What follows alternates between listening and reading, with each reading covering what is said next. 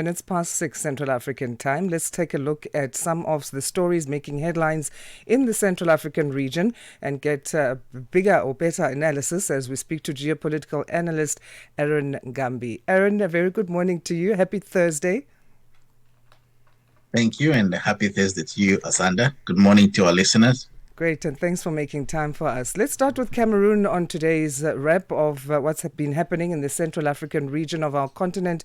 Cameroon's minister has dismissed opposition's victory claim then. So opposition party leader there, who was the former minister himself, he was Minister of Employment as well as a former government spokesperson, Issa Chiroma Bakari, claimed a victory. Did he have any grounds for this claim? Yeah, so it is interesting to see what's happening in Cameroon. They had the elections on Sunday, October 12th, and according to their constitution, the election official results should be announced within 15 days. But of course, this happens in most elections in most parts of Africa, where you have the official results and also the presumptive results. Now, usually the opposition likes to do what we call parallel voter tabulation. So they also have a system of where they keep track, they're tracing how the votes are coming in, and also the predictions of what the overall results would be. So within that period of 15 days, in fact, even before 15 days, in most cases, it is possible to predict that the election might go either one way or the other. So what is happening now is that, of course, like you said, the former Minister of Employment and former spokesperson in the Paul Biya government, he left government last year, just a year before the elections, and ran. And not too long ago, we were talking about how the opposition was fragmented in Cameroon, and that seemed to play into the hands of the regime. But I think almost last minute, most of the opposition leaders and civil society, they rallied behind Issa Chiromo as their preferred candidate. Therefore, he is feeling very confident, and he thought on Tuesday that he had done well. And according to whatever PVT, a parallel vote tabulation that they have, it seems like he's winning the elections. But this is not the official results. We have to wait for 15 days. So the Cameroon minister that is dismissing this victory claim is the Territorial Administration Minister Paul Atanga G. What is he saying exactly, and the kind of repercussions that Bakari could face as a result of this claim? Yeah, so the current minister, Paul Atanga G, is actually right in principle. He is saying that it is the role of the Constitutional Council to announce the final results. It is not the role of any candidates or political players to do that, because doing this could actually amount to treason. So he's not just threatening the opposition, the promising opposition candidate, but he is also just reminding him that by law, the right thing to do is to wait for the Constitutional Council to actually declare elections. But what we have to bear in mind is that the opposition leader, the person that everybody rallied behind, was under extreme pressure from the people to actually declare that he has won. And the reason for it is because people are just tired and fed up of the Paul Biya regime. Let's move over to Chad. They're battling a cholera outbreak and they are monitoring as well this cholera outbreak, which was declared on July this year. What has the country put in place to tackle this issue, and have those efforts been successful anyway? No, it seems like they still need a lot of help. They're struggling to contain this surge. If you recall, this started out in the eastern part of Chad. There were just a few cities that were affected in the eastern province. But now this has moved to about three different provinces, and the numbers keep rising, and the government is becoming desperate by day. In fact, we have heard from government officials trying to call for help from the international community and other players and stakeholders so that they can come in and help them.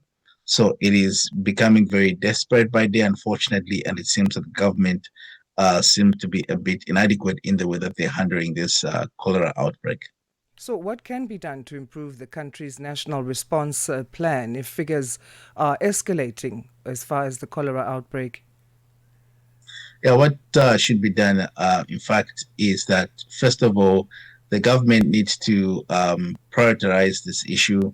They need to not play politics with it. They need to concentrate on saving lives because the death toll keeps going up. And so, if the government moves resources to try to allocate it to combat this outbreak, that can help, but not, at the expense of trying to play regionalism and politics. The other thing here is that the international community seems to be very slow at coming forward. I think that there's a need for a strong appeal for the Red Cross and other humanitarian organizations to come on board and help Chad because they're really in a desperate situation. Over to Gabon now, where the president's party has secured a majority in parliament. President Brice Oligui Nguema's party. Any surprises there? No, that was very expected. It was almost predictable. You could predict that with eyes closed.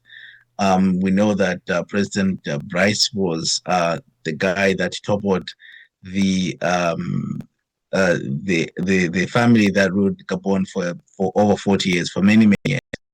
And so he is, and then he transitioned quickly from military to actually civilian rule, and he himself held a presidential election even before forming a political party. So he formed this party right after winning the presidential elections, and this is the platform, and this is the party that has now gone on to win by far the majority in terms of the legislative elections. So no surprises there. I think that he is riding on the wave of this populism that is happening in West Africa, especially with regards to military rule. But at least he has transitioned in comparison to other countries that are yet to transition from military to civilian rule. He's held an election, and so his term of office is legitimate by all means. And also now the elections that he has won in the Legislative Council is definitely a landslide. But we only wait to see if this kind of popularity that he has will last very long. So, what about his party then, the Democratic Union of Builders, or UDB, resonates with the people of Gabon? And what of President Oligui Nguema's roadmap seems to be proving successful? Yes, like I said, I think it's too early to tell because this just happened this year. They had their presidential elections, I think, in March or April of this year. And the party right now, he formed that party after winning that election. The party right now seems to be enjoying a massive popularity. But usually this happens. We see people that come through the barrel of the gun or through a coup and or through military rule, and then they transition to civilian rule, and then they intend to stay on for a long time. So I think the fate of the party as well as his fate only depends on what he does with the goodwill that he has right now from the people. If he does the right thing and he serves according to what the constitution requires, and he steps away, I think that he might be a hero by many people. But usually the opposite what we see with most of these African leaders, especially those who come from a military background. We can name them Paul Kagame, Yoweri Museveni, and many others. What about the other smaller opposition parties now and how they've done?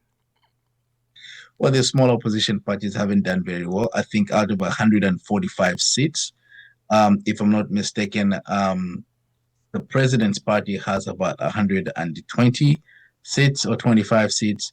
And then we have the opposition getting three, four, two seats, and smaller parties one seat each. So even though you add them up, I don't think that the numbers would come anywhere close to challenging the Democratic Union of Builders.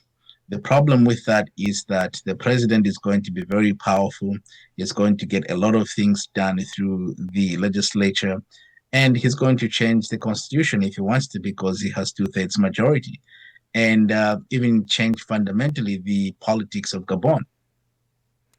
Angola now, let's move over to this country. They are to launch a digital mining register. It's the first one for the country.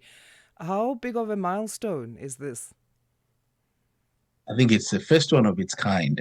It's something that we haven't seen, and there will be Angola, I think, International Conference of Mining 2025 that will be attended by many, many stakeholders, including De Beers, because we know those are the major players in the diamond mining industry, including other players in the oil and petroleum industry. This changes a lot because it's going to try to modernize the mining sector in Angola and see how far they can actually benefit from the resources that they have. Angola has been struggling of late in terms of living up to the government of Angola, in terms of living up to the expectations of the people. And so there's hope that when this happens, it will be able to make production more efficient, will be able to actually produce and be able to satisfy most of the needs of the people in Angola. So, on that point, then, what else do you think should be top of the agenda at this conference next week, Angola's International Mining Conference? I think what the Minister of Mineral Resources and Petroleum and Gas needs to focus on is really ownership of these resources by the people of Angola. They need to do what, for example, the Zambian government is attempting to do right now is to make sure that any investors that are coming into the mining sector, they have to partner with the local directors, the local companies, or local shareholders. And the reason for that, and so the government is trying to make sure that the locals are the ones that acquire the mining licenses, and then the so-called investors or foreigners come and partner with them. That needs to be at the core of the agenda of this meeting, because what we've seen is that in the mining sector, usually because of how intensive it is to acquire capital to operate the mining sector, usually the major player orders are multilateral corporations at the expense of the locals, and usually the locals don't get a fair share of the deal. Sometimes these multilateral corporations don't even pay fair taxes. So in terms of the tax regime and in terms of ownership of these resources, I think this needs to be the top of the agenda at this conference. Finally, let's head to the Democratic Republic of Congo, where the government there and the M23 rebel group have agreed on mechanisms to monitor the latest ceasefire agreement. Are these mechanisms strong enough as you see them? It looks very promising. What they have agreed to is a situation where they'll have an international body or international players that constitutes a monitoring system of implementing this ceasefire. So the idea is that have all these international players in the region and also out of the region, because remember, this is a deal that has been struck by Qatar and the United States. And so they've agreed that they'll bring on board other players from the international community, and they'll be solely responsible to make sure that this ceasefire holds. And so that is promising because you have almost people who are impartial and people who don't really have a vested interest that might be brought on board to be part of this committee. But the challenge with that is let's see how the physics of it plays out, the implementation of this international body.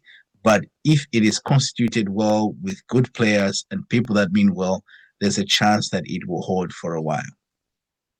Well, let's leave it on that note for today, Aaron, and we always thank you for your insights. We appreciate them.